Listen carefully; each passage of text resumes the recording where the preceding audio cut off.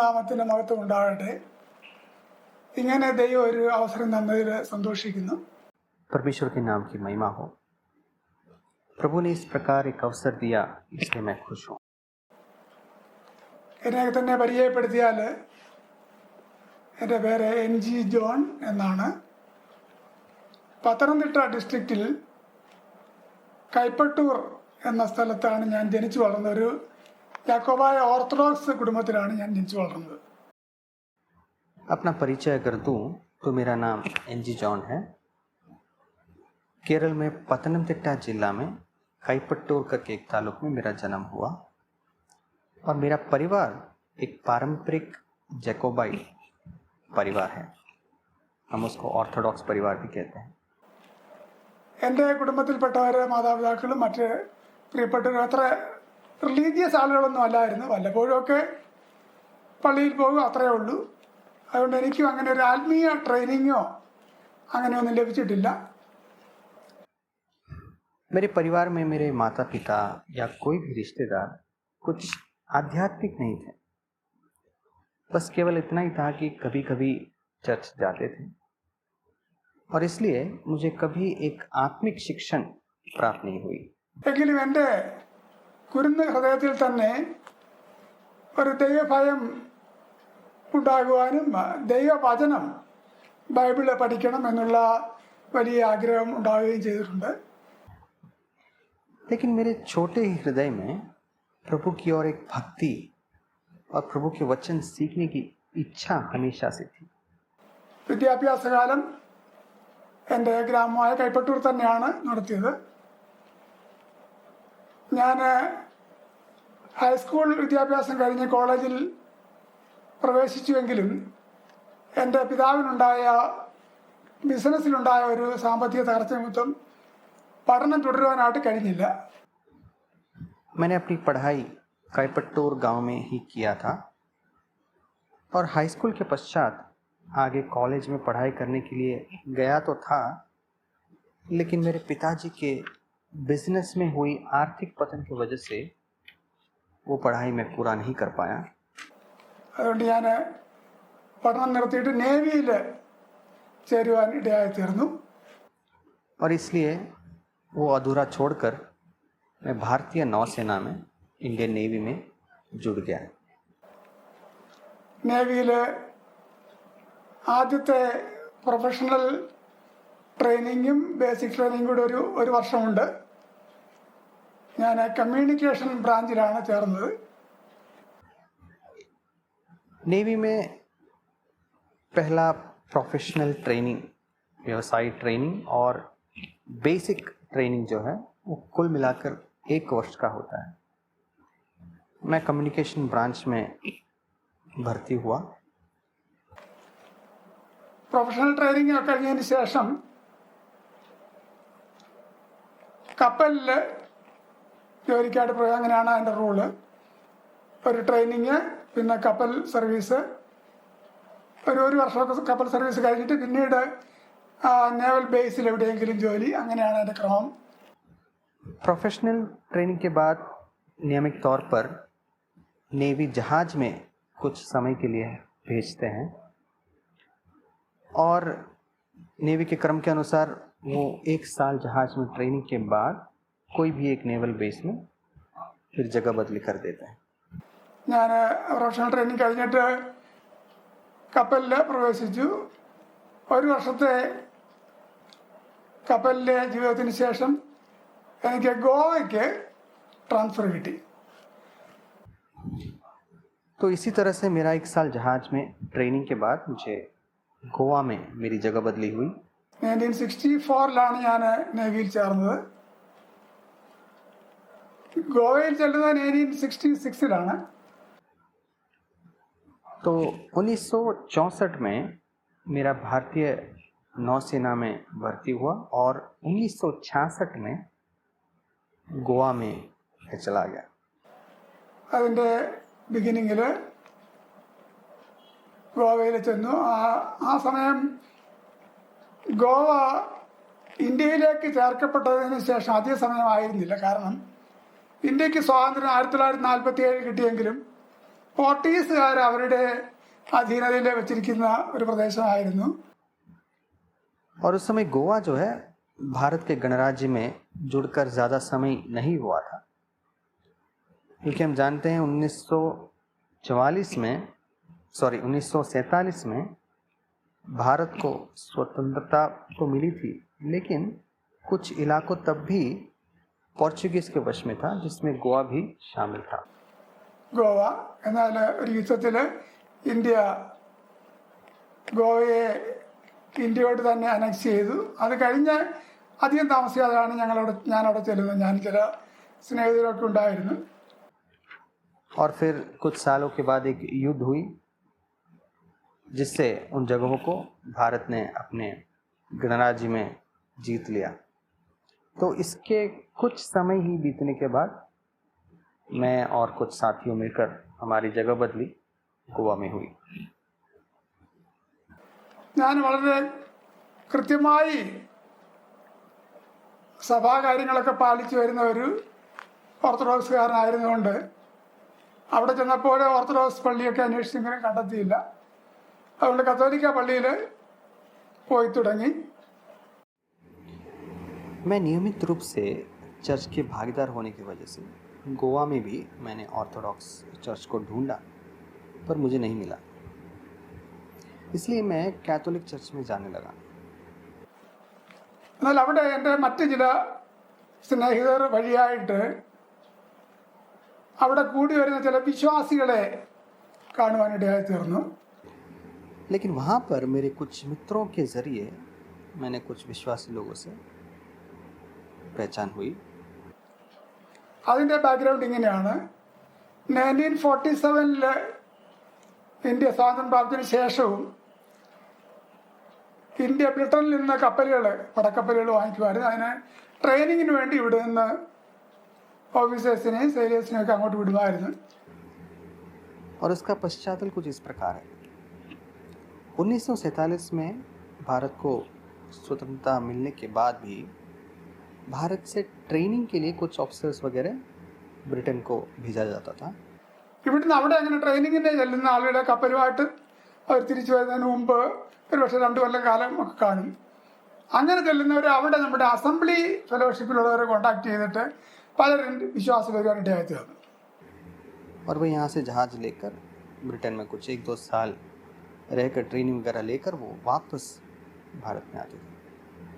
तो ऐसे जाकर कुछ लोग हमारी कलीसिया, वहाँ पर ब्रिटेन में कुछ हमारी कलीसियाओं से संपर्क में आकर कुछ लोग विश्वास में आए थे. അങ്ങനെ വിശ്വാസത്തിലേക്ക് വന്നവർ തിരിച്ചു വന്നിട്ട് കപ്പലുകളിൽ നേവൽ ബേസിലും ഒക്കെ പലരുണ്ടായിരുന്നു. അങ്ങനെയുള്ള ചിലരെയാണ് എനിക്ക് ഗോവയിൽ കണ്ടെത്തുവാൻ കഴിഞ്ഞത്. और ऐसे कुछ लोग वापस आकर नेवल बेस में रहते थे, और ऐसे ही कुछ लोग गोवा में भी थे.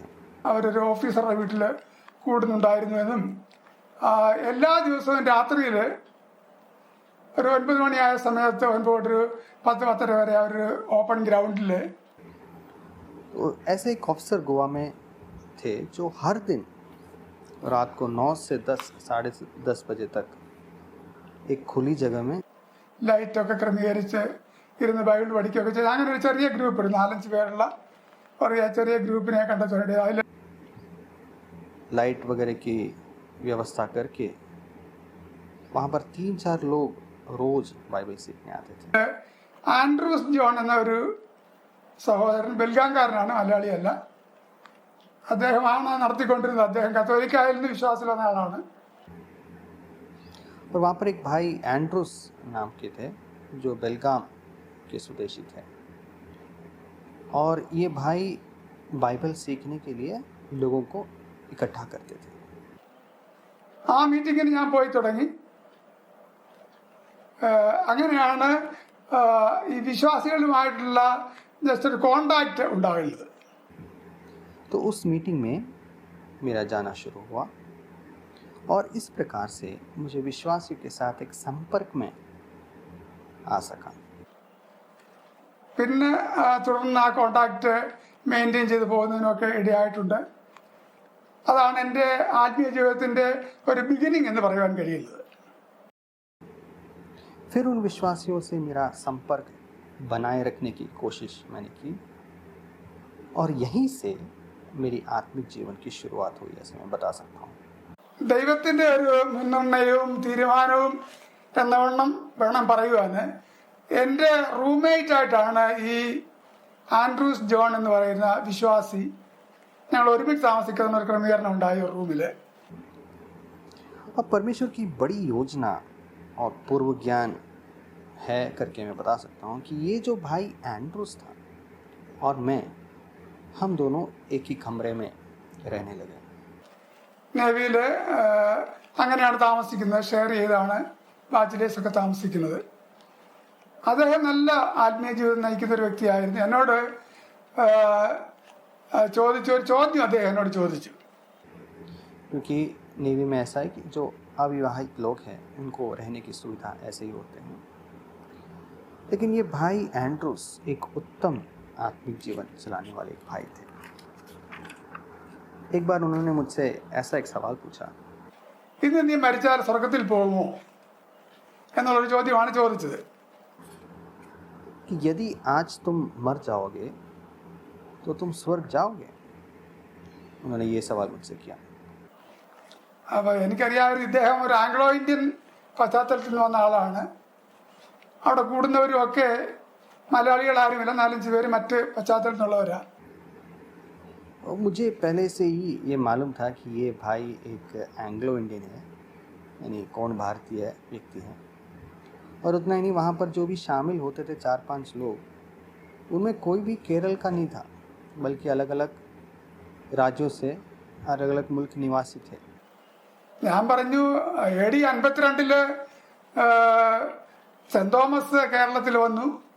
അങ്ങനെ സുവിശേഷമൊക്കെ കേട്ട് 4 ബ്രാഹ്മണ കുടുംബങ്ങളിൽ നിന്ന് വിശ്വാസത്തിലേക്ക് വന്നു. ആ കുടുംബങ്ങളുടെ പശ്ചാത്തലത്തിലാണ് കേരളത്തിലെ ക്രിസ്ത്യൻസ് ഒക്കെ അറിയപ്പെടുന്നത്. तो मैंने इस भाई से जवाब में ऐसे दिया कि AD 52 में संत थोमा केरल में आए और उन्होंने सुसमाचार दिया और वो सुसमाचार सुनकर 4 ब्राह्मण परिवार विश्वास में आए, मसीही बन गए और उन परिवारों के मूल से आज केरल में मसीहियों को हम देख सकते हैं.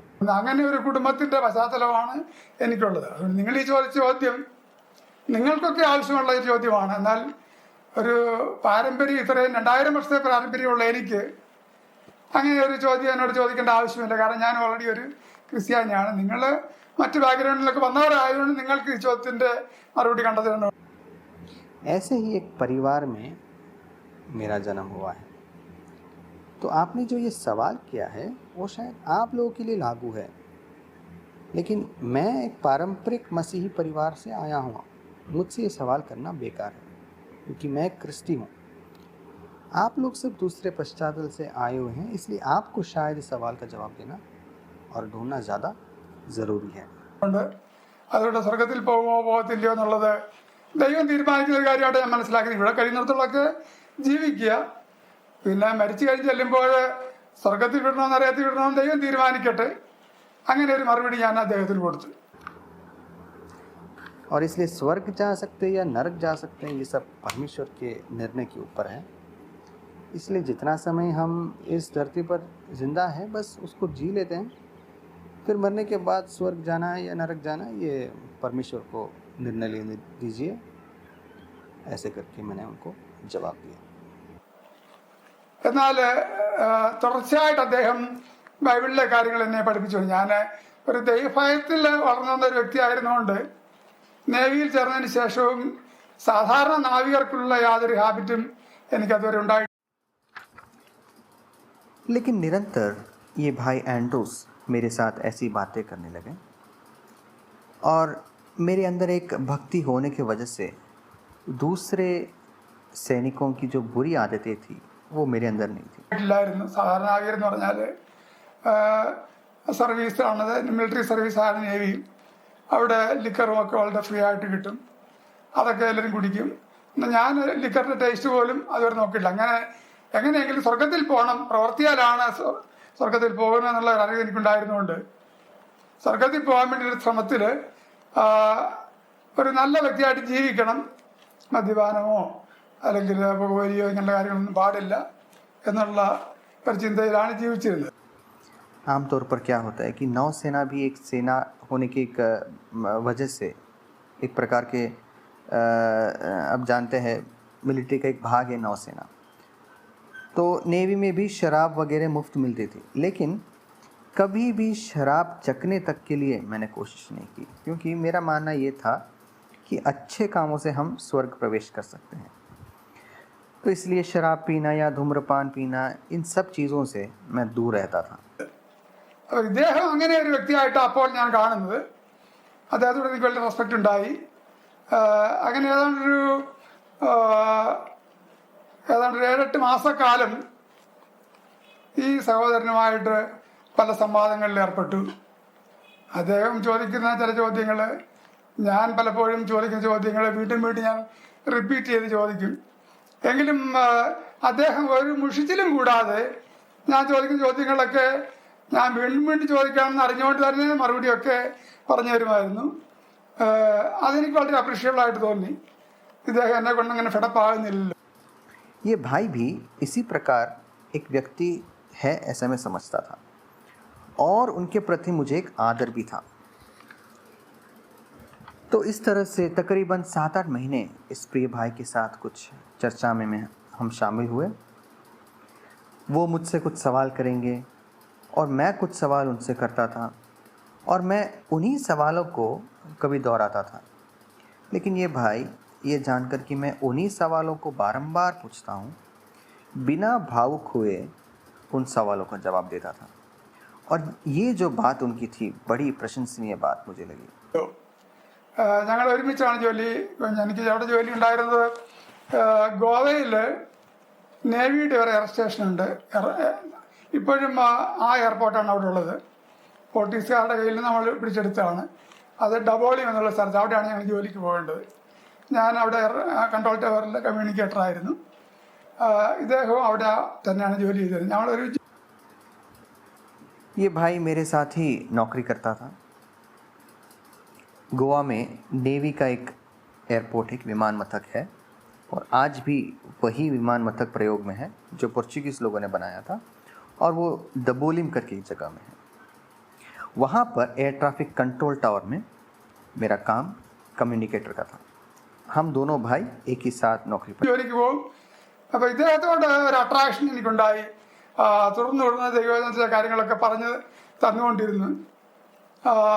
എന്നാൽ ഇദ്ദേഹം അത് ഫെഡപ്പാകാതെ എനിക്ക് പറഞ്ഞു തന്നുകൊണ്ടിരിക്കുന്ന എനിക്കൊരു വലിയ വിചിത്രമായ കാര്യമായിട്ട് തോന്നി. അങ്ങനെ തുറന്നുകൊണ്ടിരിക്കുമ്പോൾ ചില മാസങ്ങൾ കഴിഞ്ഞു. चाहते थे, और इस वजह से भी मुझे उस भाई के प्रति एक लगाव हुआ। लगातार मुझसे परमेश्वर के वचन से वो बताते थे, और बिना तंग हुए ये भाई मुझसे इन बातों को बता रहा था। इस बात से मैं बड़ा अचंभित हुआ। ഒരു ദിവസം റൂമിൽ വെച്ച് അദ്ദേഹം എന്നോട് ചോദ്യം ചോദിച്ചു. ഞങ്ങൾ ഉച്ച കഴിഞ്ഞിട്ട് വന്നിട്ട് ഉച്ച വരെയുള്ള ജോലി, ഉച്ച കഴിഞ്ഞിട്ട് വന്നിട്ട് ആഹാരമൊക്കെ കഴിച്ചിട്ട് പിന്നെയും കുറച്ച് കാര്യങ്ങൾ ഡിസ്കസ് ചെയ്യാറുണ്ട്. അപ്പോൾ അദ്ദേഹം എന്നോട് പറഞ്ഞു, ജോണേ, ഈ കാര്യങ്ങൾ നീ ഒരു 10 പ്രാവശ്യം 15 പ്രാവശ്യം ചോദിച്ചുള്ള ചോദ്യങ്ങൾ തന്നെയാണ്. പുതിയ അതിനെല്ലാം ഞാൻ മറുപടി തന്നിട്ടുണ്ട്. അതുകൊണ്ട് വീണ്ടും വീണ്ടും അത് ചോദിച്ച് അനുസരണമില്ലാത്ത ഭാവത്തിലേക്ക് പോകരുത്. और ऐसे चलते चलते एक दिन नौकरी के बाद हमने खाना वाना खा लिए, और उसके बाद हम चर्चा करते समय मुझसे उन्होंने ऐसा कहा कि जॉन, तुम एक ही बात को बारंबार पूछ रहे हो, और तुम्हें बताने के बावजूद भी तुम उन्हें नहीं मान रहे हो। നീ കേട്ട കാര്യങ്ങൾ, മനസ്സിലായ കാര്യങ്ങൾ അനുസരിക്കാനായിട്ടുള്ള ഒരു മനോഭാവം ഉണ്ടാകണം. അനുസരിക്കേണ്ട എന്താണെന്നും പറഞ്ഞു തന്നു. ക്രിസ്ത്യാനിയായിട്ട് ആരും ജനിക്കുന്നില്ല. വലിയ പാരമ്പര്യം 2000 വർഷം പറഞ്ഞാലും സ്വർഗത്തിൽ പോകാനുള്ള അടിസ്ഥാനമല്ലത്. അതുകൊണ്ട് നീ യേശുക്രിസ്തുവിനെ നിന്റെ സ്വന്തം രക്ഷിതാവും കർത്താവുമായിട്ട് സ്വീകരിക്കുക എന്നുള്ളതാണ് ദൈവവചനത്തിൻ്റെ അടിസ്ഥാനം. അതുകൊണ്ട് ഞാൻ നിന്നോട് 2 ചോദ്യം ചോദിക്കും. तब उन्होंने ये भी बताया कि क्या मानना है उन बातों को, और वो मुझे उन्होंने बता कर दिया। मसीही होकर कोई पैदा नहीं होता, ये उन्होंने बताया। स्वर्ग जाने के आधार को पारंपरिक परिवार में जन्म होना ये नहीं है, इसलिए परमेश्वर के वचन के आधार यही है करके उन्होंने मुझे बताया। कि प्रभु यीशु मसीह को अपने उद्धारकर्ता और प्रभु तरीके स्वीकार करना है। तो उन्होंने मुझे बताया कि इसलिए मैं तुमसे 2 प्रश्न करूंगा। സാധാരണ നമ്മുടെ സംസാരം പോലെയല്ല ഇന്നത്തെ സംസാരം. രണ്ട് ചോദ്യം ഞാൻ നിന്നോട് ചോദിക്കും, നീ അതിന് യെസ് ഓർ നോ എന്നേ മറുപടി പറയാവൂ. അതിന് നീ സമ്മതിക്കുന്നെങ്കിൽ ഞാൻ ചോദ്യം ചോദിക്കാം. എക്സ്പ്ലനേഷൻ ഒന്നും ആവശ്യമില്ല, കാരണം അനേക എക്സ്പ്ലനേഷൻ നമ്മൾ ചെയ്തതാണ്. അപ്പോൾ ഞാൻ പറഞ്ഞ് ചോദിക്കും, ഞാൻ യെസ് ഓർ നോ എന്ന് മറുപടി പറയാം. आमतौर पर जो बातचीत हमारे बीच होती है आज ऐसी नहीं होगी करके उन्होंने बताया। और उन्होंने एक शर्त में से रखा कि 2 प्रश्नों का जवाब तुझे केवल हाँ या ना, यस और नो में ही देना है। इसलिए यदि तुम इसके लिए मंजूर है तो मैं ये सवाल तुमसे पूछूंगा करके उन्होंने मुझे बताया। और मुझे बताया कि समझाने की कोई ज़रूरत नहीं है, क्योंकि इन बातों पर हमने काफ़ी चर्चा कर चुकी है। तब मैंने मंजूरी दी और कहा कि ठीक है, मैं हाँ या ना मतलब यस और नो में जवाब दूंगा। അദ്ദേഹം പറഞ്ഞു, ഇപ്പോൾ നമ്മൾ തമ്മിൽ പരിചയപ്പെട്ട് ചില മാസങ്ങളായി, നീ നിന്നെ ചർച്ചിൽ എന്താ പഠിച്ചു എന്നുള്ളതല്ല ഞാൻ ചോദിക്കുന്നത്. എന്നാൽ ഇപ്പോൾ നീ ബൈബിളിൽ നിന്ന് പഠിച്ചതനുസരിച്ച് ഇന്ന് മരിച്ചാൽ സ്വർഗത്തിൽ പോകുമോ ഇല്ലയോ, യേശുക്രിസ്തു നിന്റെ ഹൃദയത്തിൽ ഉണ്ടോ, യേശുക്രിസ്തുവിനെ നീ ഹൃദയത്തിൽ സ്വീകരിച്ചിട്ടുണ്ടോ, അതാണ് ഒന്നാമത്തെ ചോദ്യം. उन्होंने मुझसे कहा कि हमारे बीच मुलाकात हुई कुछ महीने हो चुकी हैं। मैं ये नहीं पूछ रहा हूँ कि तुमने चर्च से क्या सीखा है, लेकिन हमारे बीच हुई बातचीत से तुमने पता किया है कि बाइबल के आधार पर हम स्वर्ग जा सकते हैं कि नहीं, इसका आधार क्या है। तो उन्होंने पहला सवाल मुझसे ये पूछा कि यीशु मसीह तेरे हृदय में है कि नहीं। ये था उनका पहला सवाल. ഇപ്പോൾ വ്യക്തമായിട്ട് അദ്ദേഹം എന്നോട് പറഞ്ഞു, യേശുക്രിസ്തുവിനെ നീ ഹൃദയത്തിൽ രക്ഷിതാവും കർത്താവുമായിട്ട് സ്വീകരിച്ചിട്ടുണ്ടോ, അതാണ് ഒന്നാമത്തെ ചോദ്യം. അപ്പോൾ ഞാൻ അല്പം എക്സ്പ്ലനേഷൻ പിന്നെയും തുടങ്ങി. അന്നേരം പറഞ്ഞു, നമ്മുടെ കണ്ടീഷൻ എക്സ്പ്ലനേഷൻ പാടില്ലെന്നുള്ളത്, അതുകൊണ്ട് നീ ഇതിന് യെസ് ഓർ നോ എന്നേ പറയാവൂ. അപ്പോൾ ഞാൻ ആലോചിച്ചിട്ട് പറഞ്ഞു, ആ ചോദ്യത്തിന് എനിക്ക് യെസ് എന്ന് പറയാൻ കഴിയുന്നില്ല. യേശുക്രിസ്തുവിനെ ഞാൻ സ്വന്തം രക്ഷിതാവായിട്ട് സ്വീകരിച്ചിട്ടില്ല എന്ന് വേണം. ഈ ചില മാസങ്ങളായിട്ട് നമ്മൾ തമ്മിലുള്ള സംസാരത്തിൽ ബൈബിളിൽ നിങ്ങൾ പറഞ്ഞ് മനസ്സിലാക്കി തന്ന കാര്യങ്ങളിൽ നിന്ന് എനിക്ക് മനസ്സിലാക്കാൻ കഴിഞ്ഞത്. അപ്പോൾ അതില്ല, നോ എന്നാണ് മറുപടി എന്ന് പറഞ്ഞു. और साफ तौर पर उन्होंने पूछा कि यीशु मसीह को तूने अपने उद्धारकर्ता और प्रभु होकर हृदय में अंगीकार किया है या नहीं। फिर मैंने उस सवाल के जवाब समझाने की कोशिश की। तब उन्होंने कहा कि पहले ही इन सवालों पर हमने शर्त रखी थी कि इसका जवाब हाँ या ना में ही होगा, कोई समझाने की ज़रूरत नहीं है, केवल हाँ या ना में बताओ। तब मैंने कहा कि देखो, हाँ तो मैं कह नहीं सकता, जिस आधार पर पिछले महीनों में आपने मुझे बाइबल से समझाया है, यदि उसके आधार पर मैं देखूं तो इसका जवाब नहीं, नो ही है. അപ്പോൾ അടുത്ത ചോദ്യം, ഇന്ന് നീ യേശുക്രിസ്തുവിനെ നിന്റെ രക്ഷിതാവും കർത്താവുമായിട്ട് സ്വീകരിക്കാൻ ആഗ്രഹിക്കുന്നു. അതിന് പല വാക്യങ്ങളൊക്കെ എനിക്ക് പറഞ്ഞു തന്നു. രക്ഷിക്കപ്പെടുന്നതിനുള്ള വാക്യങ്ങൾ, കർത്താവിനെ സ്വീകരിക്കുന്നതിന് ഉള്ള വാക്യങ്ങൾ യോഹന്നാൻ 1:12, വെളിപ്പാട് 3:20 അങ്ങനെ പറഞ്ഞു തരികയും ചെയ്തു. അപ്പോൾ ഇന്ന് നീ യേശുക്രിസ്തുവിനെ സ്വന്തമായിട്ട് സ്വീകരിക്കാൻ ആഗ്രഹിക്കുന്നു. നീ പറഞ്ഞു യേശുക്രിസ്തുവിൻ്റെ ഹൃദയത്തിൽ നീ പറഞ്ഞു കഴിഞ്ഞു. അപ്പോൾ ഇത് നീ മരിച്ചാൽ നരകത്തിലേക്കാണ് പോകുന്നത്, യേശുക്രിസ്തു ഇല്ലാത്ത ജീവിതത്തിലേക്കാണ് പോകുന്നത്. അതുകൊണ്ട് ഇന്ന് യേശുക്രിസ്തുവിനെ നീ സ്വീകരിക്കുന്നോ ഇല്ലയോ, അതിന് യെസ് ഓർ നോ എന്ന് പറയാൻ പറഞ്ഞു. उन्होंने कहा ठीक है. फिर दूसरा सवाल पूछते हैं, क्या आज तो प्रभु यीशु को अपने उद्धारकर्ता और प्रभु तरीके स्वीकार करना चाहता है या नहीं। और उसके लिए उन्होंने कुछ कलमों को भी उठाकर दिखाएं, उद्धार पाने के लिए और प्रभु को अंगीकार करने के लिए कुछ कलमों को लेकर दिखाया. यूहन्ना 1:12, प्रकटीकरण 3:20. तो आज तुम यीशु को अंगीकार करोगे या नहीं, ये बताओ करके उन्होंने मुझे. അല്ല, നിന്റെ ആൻസർ നോ എന്നാണെങ്കിൽ ഇനി നമ്മൾ തമ്മിൽ ഈ വിഷയം സംസാരിക്കത്തില്ല. നമ്മളെ റൂമിൽ വെച്ച് താമസിക്കും, പക്ഷേ ഈ ആത്മീയ കാര്യങ്ങൾ ഇനി ഞാൻ നിന്നോട് ചർച്ച ചെയ്യത്തില്ല. അപ്പോൾ ഞാൻ എന്നെ തന്നെ ഒരു വലിയ ഫിക്സിലാക്കി, യേശുക്രിസ്തു എൻ്റെ ഹൃദയത്തിൽ നിന്ന് ഞാൻ പറയുകയും ചെയ്തു. ഇനിയിപ്പോൾ ഞാൻ യേശുക്രിസ്തുവിനെ സ്വീകരിക്കുന്നോ ഇല്ലയോ എന്നുള്ള ചോദ്യത്തിന് നോ പറയുകയാണെങ്കിൽ യേശുക്രിസ്തു ഇല്ലാത്തതിനായിട്ട് ഞാൻ പോകുമല്ലോ. बताया तूने बताया कि यीशु तुम्हारे हृदय में नहीं है, ठीक है, मतलब तुम आज मरोगे तो नरक जाओगे, तो बताओ आज तुम मरोगे तो स्वर्ग जाओगे या नहीं? यदि तुम्हारा जवाब ना है तो हम इस विषय पर आगे कभी चर्चा नहीं करेंगे.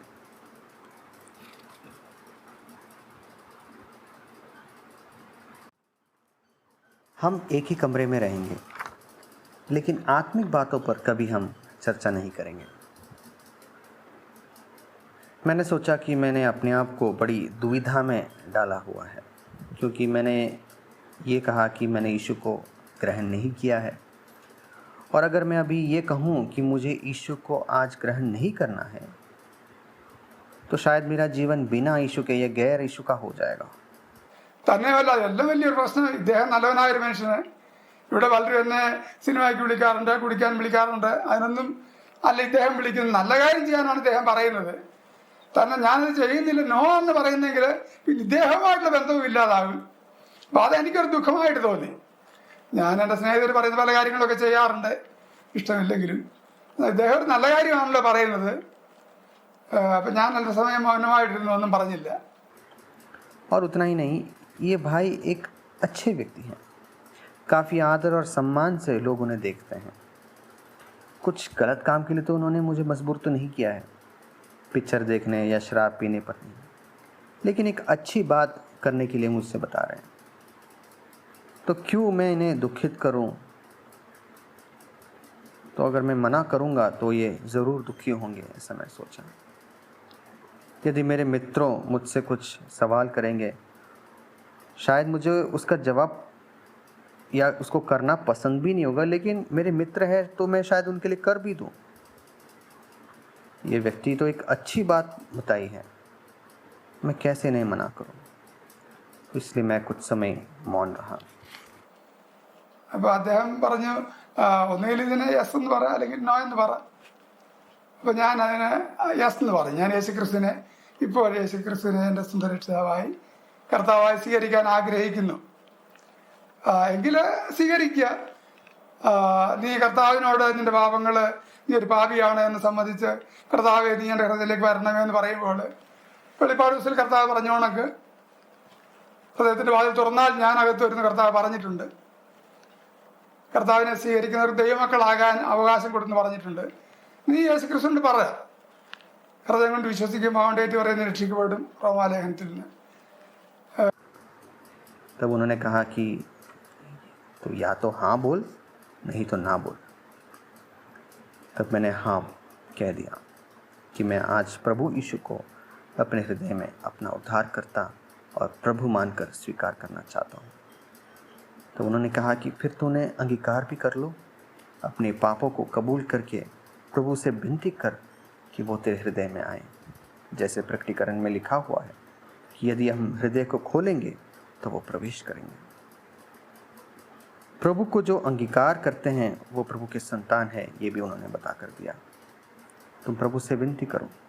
അപ്പം ഞാൻ രണ്ടും അവിടെ മുട്ടുകുത്തി അദ്ദേഹത്തിൻ്റെ കട്ടിലിൻ്റെ സൈഡിലായിട്ട്. അദ്ദേഹം നീ അത് യേശുക്രിസ്തുവിനോട് പറ, നിൻ്റെ അറിവുള്ള ഭാഷയിലേക്ക് പറഞ്ഞാൽ മതി. അപ്പം ഞാൻ പറഞ്ഞു, എനിക്ക് പറയാൻ ഞാനങ്ങനെ പ്രാർത്ഥിച്ചിട്ടില്ല ഇത്രയും നാൾ. ഞാൻ ഈ ചൊല്ലൊക്കെ എനിക്കറിയത്തുള്ളൂ, ഇങ്ങനെ പ്രാർത്ഥിക്കാൻ എനിക്ക് അറിഞ്ഞുവിടാ. तब हम दोनों ने घुटने टेके, मैं उनके काट के बगल पर, हम दोनों उनके काट के बगल पर घुटने टेके. मुझसे कहा उन्होंने कि तुम्हारी भाषा में जो तुम जानते हो वो तुम बताओ प्रभु यीशु को. मैंने कहा कि मैं नहीं जानता कि ऐसी भाषा या क्या बोलना है, क्योंकि मैंने आज तक ऐसी प्रार्थना नहीं की है. जो चर्च में हमने सीखी है प्रार्थना, बस वही मैं जानता हूँ, ऐसे मैंने बताया. तब അദ്ദേഹം പറഞ്ഞു, ഞാൻ നിന്നെ അല്പം സഹായിക്കാം, ഇങ്ങനെയൊക്കെയാണ് നീ പറയേണ്ടത്, അല്പം കൂടെ സഹായം എനിക്ക് തന്നു. അപ്പോൾ അതനുസരിച്ച് ഞാൻ കർത്താവിനെ സ്വന്തം രക്ഷിതാവായിട്ട് സ്വീകരിച്ചു. ഒരു ദൈവപൈതലായി തീരുന്ന അന്ന് ആണ് അത് 1966 ജൂൺ മാസത്തിലാണ്. ഞങ്ങൾ സ്വീകരിച്ചു. അദ്ദേഹവും പ്രാർത്ഥിച്ചു. അത് കഴിഞ്ഞിട്ട് എന്നോട് അദ്ദേഹം ചോദിച്ചു, യേശുക്രിസ്തു നിന്റെ ഹൃദയത്തിലുണ്ടോ ഇപ്പോഴും? उन्होंने मुझे बता कर दिया कि कैसे प्रार्थना करना है, ऐसे ऐसे तुझे बोलना है करके उन्होंने मुझे बता कर दिया। उस प्रकार से मैंने प्रभु को अपना उद्धारकर्ता तरीके उस दिन ग्रहण किया और उस दिन मैं प्रभु का संतान बन गया। और वो था वर्ष 1966 जून महीना। मैं प्रार्थना करने के बाद, मेरे प्रार्थना करने के बाद उन्होंने भी प्रार्थना किया और उसके बाद उन्होंने ये सवाल पूछा कि यीशु मसीह अभी तुम्हारे हृदय में है? ഞാൻ പറഞ്ഞു, എനിക്ക് പ്രത്യേകിച്ചൊന്നും തോന്നുന്നില്ല. ഞാൻ നേരത്തെ ഒരു ദോഷിയായിട്ട് ജീവിച്ച ആളല്ല. സ്വർഗത്തിൽ പോകണമെന്ന് ആഗ്രഹിച്ച് ജീവിച്ച ഒരാളാ. മദ്യപിച്ചിട്ടില്ല, പുകവലിച്ചിട്ടില്ല, ചീത്ത വാക്കുകൾ ഞാൻ ഉപയോഗിക്കാറില്ല. ജോലിയിലൊക്കെ വിശ്വസ്തമായിട്ടാണ് ഞാൻ ജീവിക്കുന്നത്. അതുകൊണ്ട് പ്രത്യേകിച്ച് എനിക്ക് യേശുക്രിസ്തുവിൽ വന്ന പോലെ ഫീലിംഗ് ഒന്നുമില്ല. तब मैंने जवाब दिया कि मुझे कुछ विशेष फ़र्क तो महसूस हुआ नहीं, क्योंकि मैं पहले से ही एक अच्छा ज़िंदगी जीने वाला एक व्यक्ति हूँ। मैं शराब नहीं पीता, धूम्रपान नहीं पीता और नौकरी में भी विश्वास योग्य हूँ। इसलिए मुझे कोई विशेष ऐसा एक अनुभव जैसे नहीं हुआ है, जैसे प्रभु अंदर प्रवेश किया है, ऐसा कुछ मुझे महसूस नहीं हुआ है। അപ്പോൾ അദ്ദേഹം പറഞ്ഞു, അദ്ദേഹത്തിൻ്റെ കയ്യിലൊരു പേന ഉണ്ടായിരുന്നു. ആ പേന കാണിച്ചിട്ട് പറഞ്ഞു, ഈ പേന ഇപ്പം ആരുടെ കയ്യില്ല? അതിപ്പോൾ നിങ്ങളുടെ കയ്യില്ല. ഇത് എൻ്റെ കയ്യിലോട്ട് തന്നു. ഇപ്പം ഞാൻ വാങ്ങിച്ചു. ഇപ്പം ഇത് ആരുടെ കയ്യില്ല? ഞാൻ പറഞ്ഞു, ഇപ്പം എൻ്റെ കയ്യിലായി. എങ്ങനെയാ നിങ്ങൾക്കത് കിട്ടിയത്? ഞാൻ നിങ്ങൾ തന്നു, ഞാൻ വാങ്ങിച്ചു. तब उन्होंने अपने पास एक पेन था, वो निकाल कर दिखाया और पूछा कि ये पेन किसके पास है? तब मैंने कहा कि ये आपके पास है। फिर उन्होंने वो पेन मुझे दिया, मैंने वो लिया। फिर उन्होंने पूछा, अब ये किसके पास है?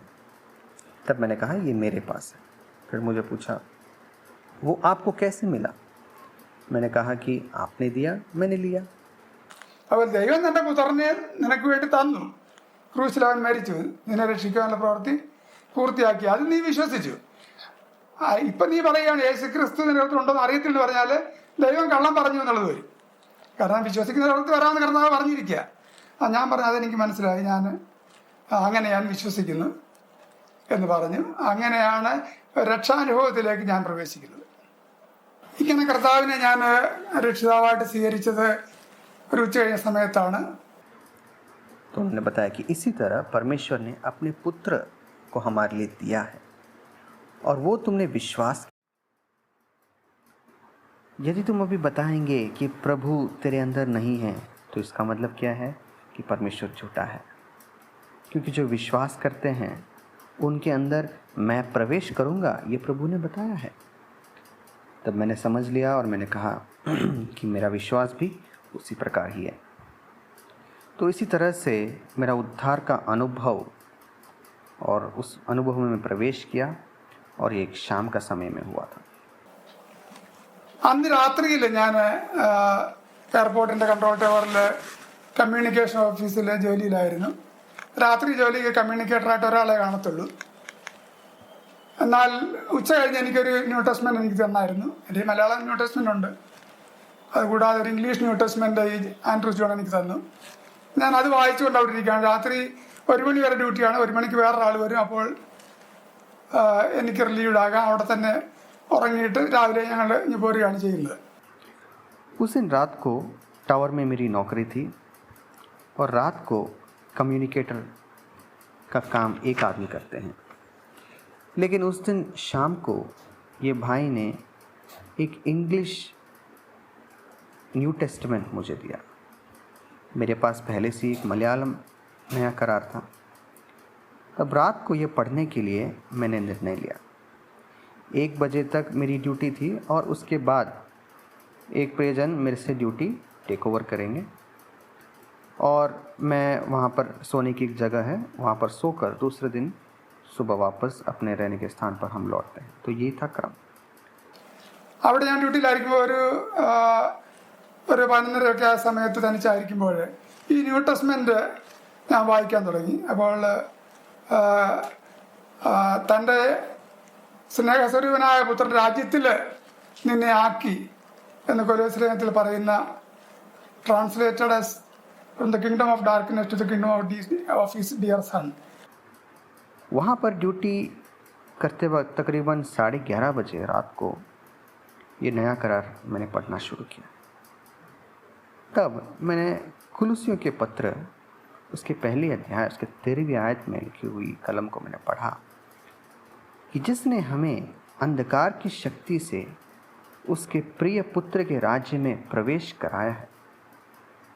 ये पढ़ते वक्त उसी वक्त मेरे अंदर ऐसा एक होश आया कि मेरा जीवन उस प्रिय पुत्र के राज्य में मेरे पिछले जीवन के पापों से शुद्ध करके प्रभु ने प्रवेश कराया है।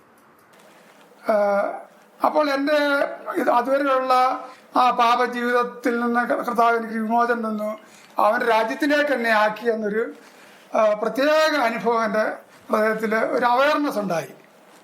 അതുവരെ ഞാനിപ്പോൾ ഒരു റൊട്ടീൻ അനുസരിച്ച് ഇദ്ദേഹം പറഞ്ഞുകൊണ്ടൊക്കെ ചെയ്യുന്നേ ഉള്ളൂ. शाम के समय में प्रिय भाई ने जैसे बताया, बस मैंने वैसे प्रार्थना किया, लेकिन अभी मुझे वो महसूस होने लगा। അല്ല, ഞാൻ അവിടെ ഇരുന്ന് കരയാനായിട്ടുണ്ട്. അപ്പോൾ എനിക്ക് എന്നെ തന്നെ കൺട്രോൾ ചെയ്യാൻ പറ്റുന്നില്ല. ഡ്യൂട്ടിയിൽ അന്നേരം ആരെങ്കിലും വല്ല കയറി വന്നാലും പ്രയാസമാകും. അങ്ങനെ കരയാൻ പാടില്ലല്ലോ. അത് തന്നെയല്ല, ഒരു മണിയായെന്ന് പറഞ്ഞ് എന്നെ റിലീവ് ചെയ്യാൻ ആൾ വരും. അയാൾ വരുമ്പോഴും എനിക്ക് ഞാൻ കരഞ്ഞുകൊണ്ടിരിക്കുന്നത് ശരിയല്ലല്ലോ. അതുകൊണ്ട് ഞാൻ ഹാൻഡിങ് ഓവർ ബുക്കിനകത്ത് എല്ലാം എഴുതി വെച്ചിട്ട് ഇദ്ദേഹത്തിന് കൊടുത്തിട്ട് അധികം സംസാരിക്കാതെ പോകത്തക്ക രീതി ക്രമീകരിച്ച് വെച്ചു. और मैं वहीं पर बैठे बैठे अनियंत्रित होकर रोने लगा। यदि उस समय ड्यूटी पर कोई और होता तो शायद वो दिक्कत होती, क्योंकि ऐसा रोना नहीं चाहिए। और उतना ही नहीं, ठीक 1 बजे मुझे रिलीव करने के लिए एक व्यक्ति आने वाले हैं। जब वो आएगा तब ऐसा अगर मैं रोते हुए वो पाएंगे तो वो ठीक बात नहीं है। इसलिए मैंने सोचा कि मैं जल्दी अपना हैंडिंग ओवर रजिस्टर भर देता हूँ और सब कुछ व्यवस्थित करके मैं रख के मैं सो जाऊँगा। ऐसे करके मैंने निर्णय लिया। കർത്താവിനൊരു പ്രത്യേക സ്നേഹവും എന്നെ വീണ്ടെടുത്തതിൻ്റെ ആ വലിയ വിലയുടെ ഒരു അവയർനെസ് ഒരു പ്രത്യേക നിലയിൽ ഉച്ചകഴിഞ്ഞ് കർത്താവിനെ സ്വീകരിച്ചതിന് ശേഷം ഈ രാത്രി ഡ്യൂട്ടിയിൽ ആയിരിക്കുമ്പോഴുണ്ടായി. प्रभु का प्रेम मुझे एक प्रत्येक रीति से उस शाम के समय के बाद हुआ। उस रात ड्यूटी के समय में ऐसा एक महसूस हुआ। അത് പ്രത്യേക അനുഭൂതിയൊന്നുമല്ല, ദൈവവചനത്തിൻ്റെ അടിസ്ഥാനത്തിൽ വായിച്ചതനുസരിച്ച് ദൈവം എന്നെ രക്ഷിച്ചു, തൻ്റെ സ്നേഹസുനായ പുത്രൻ്റെ രാജ്യത്തിലാക്കി എന്നതൊരു അവയർനെസ് ഉണ്ടായി. എന്നെ റിലീവർ വന്നു. 1 മണിക്ക് ഞാൻ ഹാൻഡ് ഓവർ ചെയ്തിട്ട്.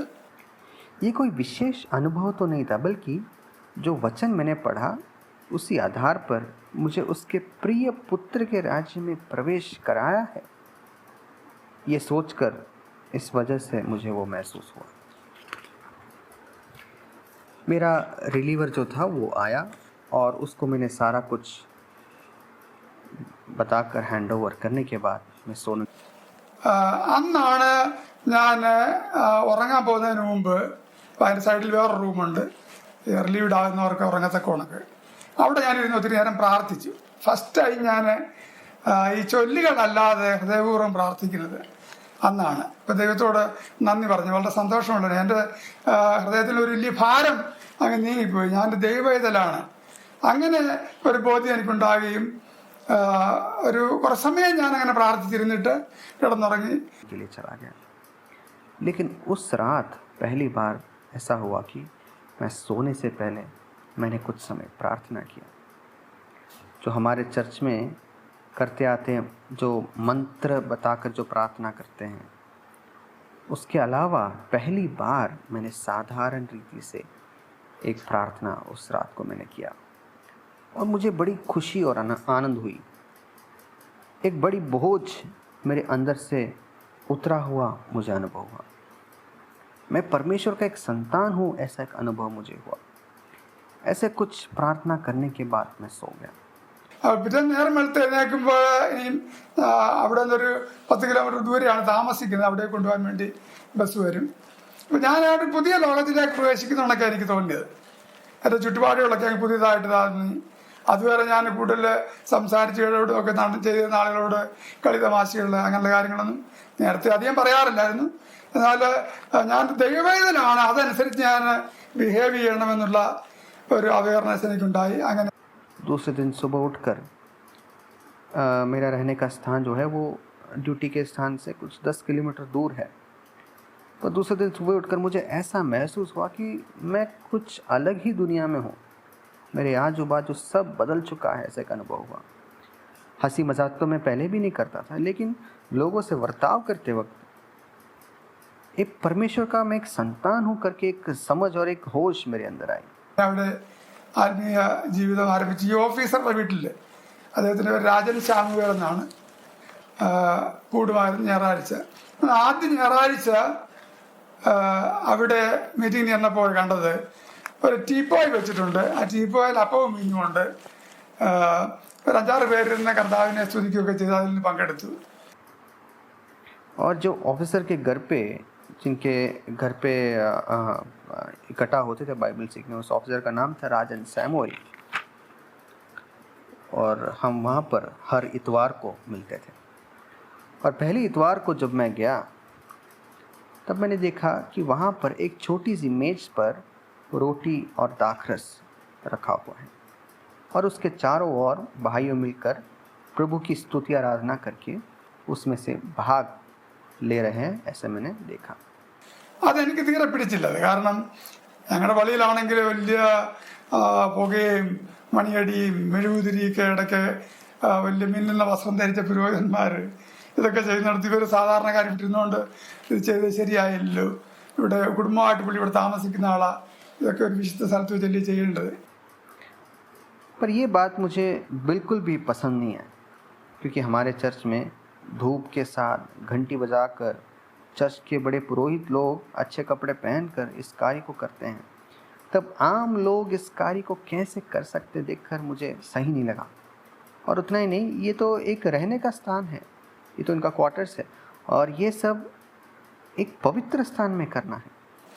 ഇപ്പോൾ മീറ്റിംഗ് കഴിഞ്ഞിട്ട് ഞാൻ ഈ കാര്യം എന്നോട് സുവിശേഷം പറഞ്ഞ ആൻഡ്രൂജിയോട് ഞാൻ പറഞ്ഞു, എനിക്കിങ്ങനെ ഒരു ഫീലിംഗ് ആയി ഈ മീറ്റിംഗ് വന്നപ്പോൾ ഉണ്ടായത്. രക്ഷ ശരിയാണ്, പക്ഷെ ഇങ്ങനെയൊക്കെയാണോ ചെയ്യേണ്ടതെന്നൊരു ചോദ്യം വന്നു. गति के बाद मैंने इस बात को भाई एंड्रूस, जिन्होंने मुझे उद्धार में चलाया था, उनसे मैंने बात की। मैंने कहा कि उद्धार सब सही है, लेकिन इन कार्यों को एक ढंग से करना है। एक सवाल मैंने उनसे ऐसे पूछा। അപ്പോൾ അദ്ദേഹം എനിക്ക് ഇത്ര സമയം എടുത്തിട്ട് അന്ന് വൈകിട്ടും പിന്നുള്ള ദിവസങ്ങളിലുമൊക്കെ ഈ കർത്തൃമേശയെ കുറിച്ചുള്ള ഉപദേശം നന്നായിട്ട് പഠിപ്പിച്ചാണ്. ഇങ്ങനെയാണ് ബൈബിളിൽ ചെയ്തിരുന്നത്. അവിടെ ത്രോണോസോ മെഴുകുതിരിയോ മണിയടിയോ കുതിരിക്കോ ഒന്നുമില്ല. വിശ്വാസികൾ കൂടി വന്നു. കർത്താവ് സ്ഥാപിച്ചു കൊടുത്തത് സിമ്പിളായിട്ടാണ്. മേശമേലാണ് സ്ഥാപിച്ചു കൊടുത്തത്. മേശമേലാണ് അവർ ആചരിച്ചത്. ലോർഡ്സ് ടേബിൾ എന്നതിന് പറയുന്നത്. तब उन्होंने उस दिन शाम और आगे भी कुछ दिनों को लेकर प्रभु के मेज़ के विषय में एक अच्छी शिक्षण मुझे बाइबल से दी, और ये भी साफ बताया कि बाइबल में ना तो क्रॉस है, ना ही मोमबत्ती, ना धूप, ना घंटी बजाना, ये कुछ भी बाइबल में नहीं लिखी हुई। और उन्होंने बताया कि प्रभु ने ये जो व्यवस्था है एकदम सरल रीति से हमें दिया है, एक मेज़ पर दी हुई स्थापना है ये, इसलिए इसको प्रभु की मेज़ हम कहते हैं। അതുകൊണ്ട് വചനത്തിൽ ഇങ്ങനെ പറയുന്നേ. അപ്പോൾ എനിക്കത് പെട്ടെന്ന് തന്നെ മനസ്സിലായി. കാരണം ഞാൻ കർത്താവിനെ സ്വീകരിച്ച് ദൈവവേദനായി തീർന്ന ഒരു വ്യക്തി, ദൈവവചനത്തോട് ആദരവ് ദൈവം എൻ്റെ അടുത്ത് തന്നുകൊണ്ട് ഇത് ശരിയാണ് ഇവർ പറയുന്നത്. പിന്നെ എനിക്ക് ആ സംശയം ഉണ്ടായിട്ടില്ല. പിന്നെ എല്ലാ ഞായറാഴ്ചയും പോകുമ്പോൾ അങ്ങനെ ഒരു സംശയം എനിക്ക് ഉണ്ടായിട്ടില്ല. तो इन सारी बातें मुझे जल्द ही समझ में आ गया। प्रभु को अंगीकार करके प्रभु के वचन को भय मानने की वजह से मैंने इन बातों को तुरंत ही समझ लिया, और फिर कभी भी इस विषय पर मैंने शंका नहीं की। അപ്പോൾ കുറച്ച് കഴിഞ്ഞപ്പോൾ അവർ സ്നാനത്തെക്കുറിച്ച് എന്നോട് പറഞ്ഞു. അപ്പോൾ അങ്ങനെയാണ് ആദ്യമായിട്ട് ഞാൻ സ്നാനത്തെക്കുറിച്ച് കേൾക്കുന്നത്. അപ്പം ഞാൻ പറഞ്ഞു, ഈ അനുഭവം വളരെ കറക്റ്റാണ്. കാരണം രക്ഷിക്കപ്പെടുക എന്നുള്ള ദൈവവചനം പറയുന്നു. ഞാൻ രക്ഷിക്കപ്പെട്ടു, ദൈവവേദനാണ്, ഞാൻ മരിച്ചാൽ സ്വർഗത്തിൽ പോകും. പക്ഷെ ഞാൻ സഭ വിടാൻ ആഗ്രഹിക്കുന്നില്ല. സ്നാനപ്പെട്ടാൽ സഭ വിട്ടു പോരേണ്ടതായിട്ട് വരും. कुछ समय बीतने पर मुझे बपतिस्मा के विषय में उन्होंने बताया। तब मैंने उनको कहा कि मैं अब तक ठीक है, मेरा उद्धार सब मैंने पा लिया, प्रभु का संतान में हो गया, लेकिन यदि मैं बपतिस्मा लूँ तो मुझे चर्च बदलना पड़ेगा, और ये मुझे बिल्कुल भी मेरे अंदर ऐसी इच्छा नहीं है. പിന്നെ അവർ എന്നോട് പറഞ്ഞു ഓക്കെ നിന്നെ അതിന് നിർബന്ധിക്കുന്നില്ല, ചെറിയ ചെറിയ ബുക്കുകളൊക്കെ എനിക്ക് തന്നു, നീ ഇത് പഠിക്കുക, ബൈബിളിന് സ്വന്തമായിട്ട് ബൈബിളിന് പഠിച്ചിട്ട് സ്നാനം നിനക്ക് സത്യമാണെന്ന് ബോധ്യമാകുമ്പോൾ സ്നാനപ്പെടണമെന്ന് നീ ഞങ്ങളോട് പറയുമ്പോഴേ ഞങ്ങൾ നിന്നെ സ്നാനപ്പെടും, ഇനി ഞങ്ങൾ നിന്നോട് ആ കാര്യം നിർബന്ധിക്കുന്നില്ല. तब उन्होंने कुछ किताबें दी और कहा कि तुम पहले इसे पढ़ो, और बाइबल से भी तुम इस विषय पर मनन करो. तुम्हें जब लगे कि बपतिस्मा ज़रूरी है तब तुम आगे से हमें बता देना, हम कोई ज़बरदस्ती तुम्हें नहीं करेंगे. ऐसे करके उन्होंने मुझे बताया. അപ്പോൾ ഞാൻ 2-3 മാസം ഈ വിഷയം പഠിച്ചപ്പോൾ എനിക്ക് ബോധ്യമായി രക്ഷിക്കപ്പെട്ടവർ സ്നാനപ്പെടണം. അത് ശിശുക്കളെ അല്ല സ്നാനപ്പെടുത്തേണ്ടത്, വിശ്വസിക്കുന്ന വിശ്വാസികളെയാണ്. അപ്പോൾ ഞാൻ അവരോട് പറഞ്ഞു എനിക്ക് സ്നാനപ്പെടണമെന്ന്. അങ്ങനെ 1967 ഏപ്രിൽ 9 എൻ്റെ സ്നാനം ക്രമീകരിച്ചു. जब मैंने खुद 2-3 महीने इस विषय पर सीखा, मनन किया, तब मुझे समझ में आ गया कि जिनका उद्धार हुआ है उन्हें बपतिस्मा लेना ज़रूरी है. बच्चों को नहीं, बल्कि जो विश्वास करते हैं उन्हें बपतिस्मा लेना ज़रूरी है करके मैंने समझ लिया. तब मैं उनके पास जाकर कहा कि मुझे बपतिस्मा लेने की इच्छा है. सो उस तरह से 1967 अप्रैल महीना 9 तारीख को मेरी बपतिस्मा की उन्होंने आयोजन की. അന്ന് ആ സ്ഥലത്തിൻ്റെ കുറച്ച് അകലെ ബെൽഗാവിനടുത്ത് ശങ്കേശ്വർ എന്ന് പറയുന്ന ഒരു ഹോസ്പിറ്റലുണ്ട്. അവിടെ ചില സിസ്റ്റേഴ്സ്, ഓസ്ട്രേലിയൻ സിസ്റ്റേഴ്സൊക്കെ പ്രവർത്തിക്കുന്നുണ്ട്. ഡോക്ടർ മാക്മില്ലൻ എന്ന് പറയുന്ന ഒരു ഡോക്ടർ അവിടെ ഇൻചാർജായിട്ട് ജോലി, അതേ ഒരു വിശ്വാസിയാണ്. എന്നാൽ ഇവരാരും അവർ ബ്രദറെന്നോ അങ്ങനെന്ന് പറഞ്ഞു. ഞാൻ അവരോട് ചോദിച്ചു ഈ സഭയുടെ പേരെന്തോ. वहाँ पर कुछ दूरी में बेलगाम में एक अस्पताल है, शंकेश्वर अस्पताल. वहाँ पर एक भाई मैकमिलन है वहाँ पर, और कुछ विश्वासी सिस्टरें भी वहाँ पर नौकरी करते हैं. तो आज तक इन भाइयों ने कभी भी एक कलीसिया का नाम नहीं बताया. तो मैंने उनसे पूछा कि आप किस कलीसिया के हो, हालांकि वे सब ब्रदरन कलीसिया से थे. आपका कलीसिया का नाम क्या है? എല്ലാ സഭയ്ക്കും ഓരോ പേര്, യാക്കോബായുണ്ട്, ഓർത്തഡോക്സ് ഉണ്ട്, നിങ്ങളുടെ സഭയുടെ പേരെന്തുവാ? അപ്പോൾ അവർ പറഞ്ഞു ഞങ്ങളുടെ സഭയ്ക്ക് അതിന് പേരില്ല, ഞങ്ങൾ വിശ്വാസികൾ എന്ന് പറയും. ഇപ്പം നമ്മൾ ഗ്യാദർ ചെയ്യുന്ന വിശ്വാസികൾ എന്ന നിലയ്ക്ക് അസംബ്ലി എന്ന് പറയും. ആക്ച്വലി ഇവരെല്ലാം ബ്രദറുകാരാണ്. അവിടെ ബ്രിട്ടനിൽ വെച്ച് രക്ഷിക്കപ്പെട്ട് വന്ന ചിലരും, രാജശാമലും മറ്റൊക്കെ, അവർ വന്ന ഇവിടെ സുവിശേഷം പറഞ്ഞ്, പക്ഷെ അവർ ബ്രദറാണെന്നുള്ള ഒരു കാര്യം ഞങ്ങളോട് പറഞ്ഞു തന്നില്ല. അത് കഴിഞ്ഞ ആ സമയത്ത് തന്നെ മറ്റു ചിലരിവിടെ രക്ഷിക്കപ്പെട്ടു. हर कलीसिया का नाम होता है, जैसे जैकोबाइट, कैथोलिक, वैसे आपके कलीसिया का नाम क्या है? तब उन्होंने मुझे बताया कि हमारा कोई नाम नहीं है, बस हमें लोग भाई लोग ब्रदरन करके पहचानते हैं, इसलिए हमारा नाम हमें ब्रदरन लोग करके बताते हैं. तो उस तरह से मेरे साथ बपतिस्मा लेने के लिए भी और भी कुछ लोग थे. അപ്പം ഞങ്ങൾക്കൊന്ന് സ്നാനപ്പെടേണ്ട കാര്യം വന്നു പറഞ്ഞാൽ ഞാൻ പറഞ്ഞു ആരാ സ്നാനപ്പെടുത്തുന്നത്? ഇവിടെ ഞങ്ങൾ സ്നാനപ്പെട്ടവരാക്കി സ്നാനപ്പെടുത്താം. എങ്കിലും ഞങ്ങൾ ഈ ശങ്കേശ്വറിലെ ഡോക്ടർ മാക്മില്ലനെ വരുത്തും, ആ സിസ്റ്റേഴ്സും വരും, അവരാണ് ഇവിടെ വന്ന് ഈ ശുശ്രൂഷകളൊക്കെ ചെയ്യുന്നത്. तो ये डॉक्टर मैकमिलन जो इस शंकेश्वर अस्पताल के इंचार्ज थे, उनके द्वारा मेरा बपतिस्मा अरबी समुद्र में उन्होंने कराया. അപ്പോൾ അവർ ഞാൻ അറേബ്യൻ കടലിൽ വലിയ കോളിളക്കം ഈ സമുദ്രത്തിൽ ഉണ്ടായിരിക്കുന്ന ഒരു സമയത്താണ് ഞാൻ സ്നാനപ്പെടുത്തുന്നത്. എന്നെ 2 പേര് 2 കൈക്കും പിടിച്ചുകൊണ്ടാണ് കടലിലേക്ക് സ്നാനപ്പെടാൻ വേണ്ടി ഇറങ്ങിയത്. ഡോക്ടർ മാക്മില്ലനും വെള്ളത്തിൽ പരിചയമില്ല, അദ്ദേഹത്തെ 2 പേരും പിടിച്ചിരിക്കുക. അങ്ങനെ സ്നാനപ്പെട്ടു. और काफ़ी लहरें भी थी उस समय में. मुझे पकड़कर और इस भाई को भी 2 लोग पकड़कर वहाँ पर गए, और हम दोनों ही अच्छी तरह तैरना नहीं जानते थे, और वहाँ पर अप्रैल 9 तारीख 1967 में मेरी बपतिस्मा हुई.